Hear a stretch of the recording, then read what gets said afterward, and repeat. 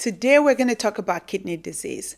March is National Kidney Awareness Month, and I decided to explore the option and talk about kidney disease tonight. So if you're new here, welcome. My name is Josie. I'm a nurse practitioner, and I share tips on how to help you manage your health, your chronic conditions better, manage your overall wellness better, and I also share tips that inspire other nurses to be successful. In the United States of America, over 550,000 people are currently on dialysis and they need dialysis to stay alive. About 850,000 people are diagnosed with kidney failure, and more than two-thirds of those are already on dialysis. Meanwhile, the rest have had a kidney transplant or are on a waiting list or have decided to just wait and see what happens. In addition to that, there are probably hundreds of thousands more who have not yet been diagnosed.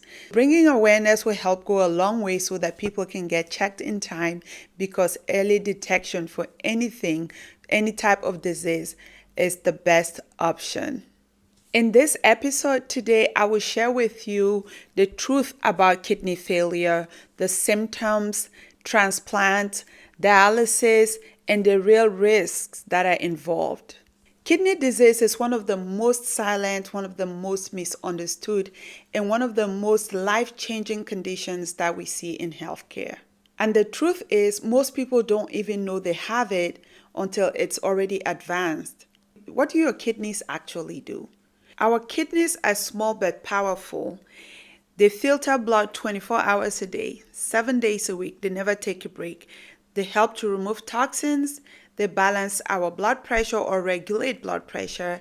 They help balance our electrolytes and even help with red blood cell production. The one thing that most people don't realize is that the kidney filters about 150 to 180 liters of blood every single day. When the kidney starts to fail, it doesn't sound loud. It whispers. And if you don't listen and miss those little whispers, it could lead to a complication that becomes irreversible. Now, what are some early signs that people might ignore?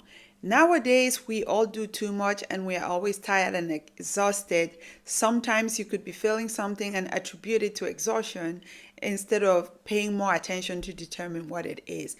These symptoms seem small, but they can always be something big or signs of kidney disease. Number one is fatigue that doesn't match your actual activity level. Number two, swelling in your legs, ankles, or around the eyes. Number three is foamy urine. Most of us, when we use the bathroom, we flush it and walk away. Nobody cares to look. If you have been walking away, it's time to start looking in that toilet port to see what your urine looks like, especially if it has a certain type of appearance. Number four is changes in your urine frequency. You could find that you are urinating less and less, like the volume of your urine is less and less. Persistent nausea, high blood pressure that's hard to control. Now, high blood pressure is one of the leading causes of kidney disease. However, it can also be a sign that your kidney is failing, because it is not the only thing that could cause kidney failure or contribute to kidney failure. Paying attention to these symptoms is key. Get it checked out, even if you do not suspect kidney failure or kidney disease, because they overlap. These same symptoms overlap with so many other conditions, and it could be attributed to random ones, right? If you do not get properly checked so that your doctor can check your, or if you don't go and get a kidney function test, you may never know, and you could just attribute it to something else and move on with your life. Meanwhile, the damage is continually being done. There are two major risk factors for kidney failure: diabetes and hypertension. Hypertension being the leading cause, and diabetes being the number one cause of chronic kidney failure.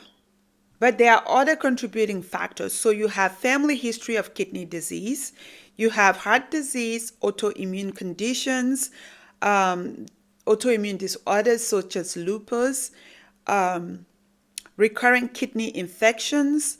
You have long-term use of NSAID, which is non-steroidal anti-inflammatory drugs or medications, obesity, smoking, excessive alcohol consumption. All this can contribute to kidney failure.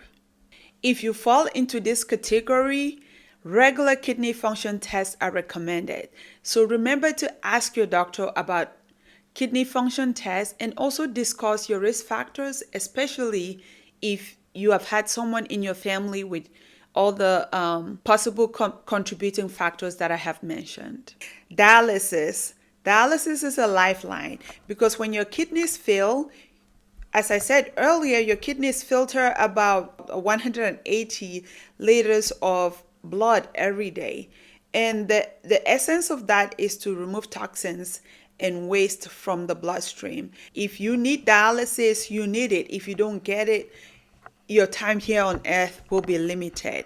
There are two main types of dialysis. I actually used to work as a dialysis nurse, and I can tell you more about that experience in another video, but you have hemodialysis and you have peritoneal dialysis.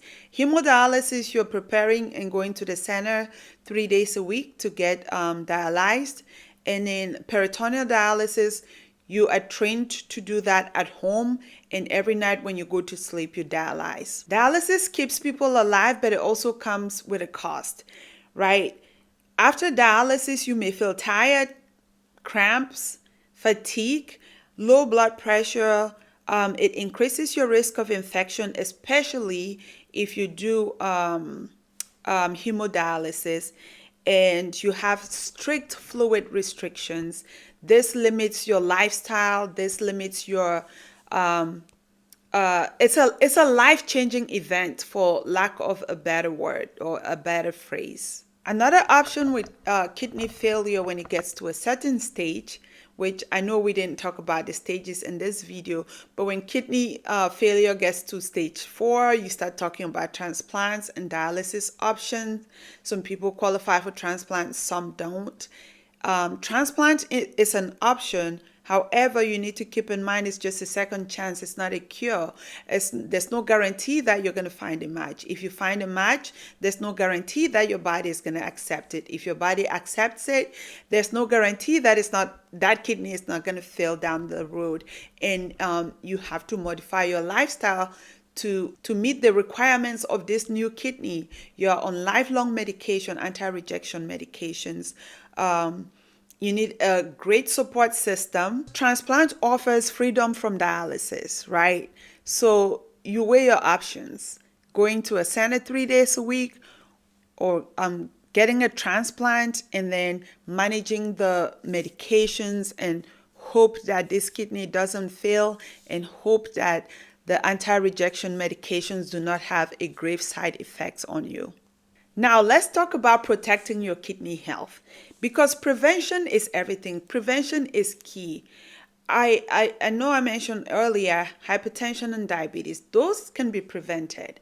But if you find yourself already developed or have developed diabetes and hypertension, either one or both, you can manage it so that it doesn't lead to the kidney complications that we just talked about. Because it's just like medication side effects. Not everyone experiences the same side effects. If you have diabetes, there is an increased chance of you developing kidney failure.